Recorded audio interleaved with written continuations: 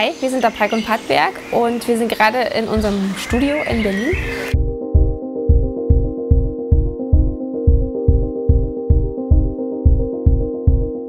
Also wir haben uns jetzt beim neuen Album auf jeden Fall, es ist wieder eine Weiterentwicklung für uns.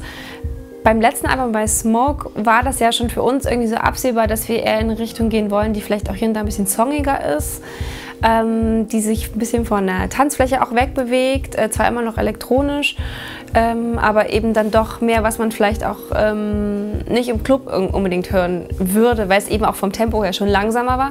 Und jetzt sind wir fürs neue Album tatsächlich noch ein Stück weiter zurückgetreten vom Dancefloor. Und das ist auch so eine Richtung, die uns beiden eigentlich schon sehr lange vorgeschwebt hat. Und jetzt habe ich das Gefühl, sind wir da endlich angekommen, wo wir eigentlich hin wollten. Die Idee war halt einfach, was zu machen, was wir halt auch selber wirklich hören würden. Und das haben wir bei Smoke damals halt auch schon probiert und viele Sachen wesentlich ruhiger gemacht, als wir uns das eigentlich als gestandener Club-Act irgendwie hätten erlauben sollen. Das hat uns wahnsinnig Spaß gemacht und wir haben festgestellt, wir wollen in die Richtung auf jeden Fall weitergehen. Und es ist eigentlich, es gibt glaube ich noch 2 Tracks auf dem Album mit einer geraden Kick. Der Rest ist Downbeat, möchte ich fast sagen, auch wenn es so ein sehr abgedroschener Begriff ist. Aber ich nenne es immer liebevolle, melancholische Elektronika mit mittlerweile jetzt so ein bisschen mehr Pop-Appeal vielleicht auch. Und ich glaube, radiotauglich ist es noch lange nicht. Wir wissen nicht, welcher Radiosender das spielt und wir machen also in dem Sinn noch keinen Pop, aber es spielt damit. Na, für mich war es wichtig, dass es halt alles transportabel ist. Ich habe das gesamte Album wirklich nur auf einem MacBook gebaut, größtenteils. Und natürlich mit den Geräten, mit denen ich sowieso unterwegs bin, die mir halt in die Hände fallen und die ich neu habe und wo ich dann total heiß bin, mit denen dann rumzubauen. Und dann nehme ich halt auf und für mich war es wichtig, dass ich das halt unterwegs machen kann.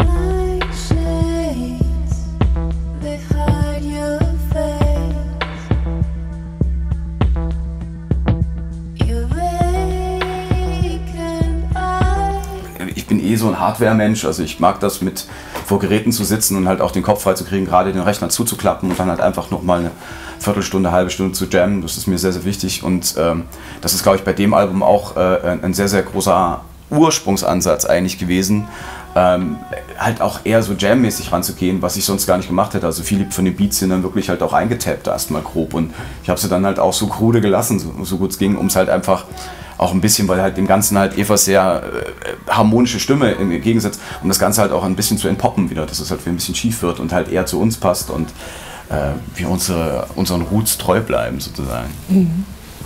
Aber auch den Input oder die Inspiration, das kommt ja auch ein bisschen bei dir, also glaube ich auch viel bei dir, wenn du ein neues Gerät hast. Absolut. Wenn du dann neue Sounds irgendwie hast und da bin Absolut. Ich ja, dann schließt er sich dann halt auch mal weg für ein paar Tage, wenn so ein neues Teil dann ankommt und es ist dann wirklich wie so ein 11-Jähriger, der eine Playstation bekommt und dann einfach nicht mehr wegzukriegen ist so von dem Ding. Also das Schöne am Circle zum Beispiel ist ja, dass du halt alles in einer Kiste hast. Du hast halt irgendwie, du kannst deine Drums machen, ich habe halt viele Geräte, dann kommen halt Synth-Sounds raus, du hast vielleicht auch mal 2 Spuren oder so, du kannst dann halt Melodien machen.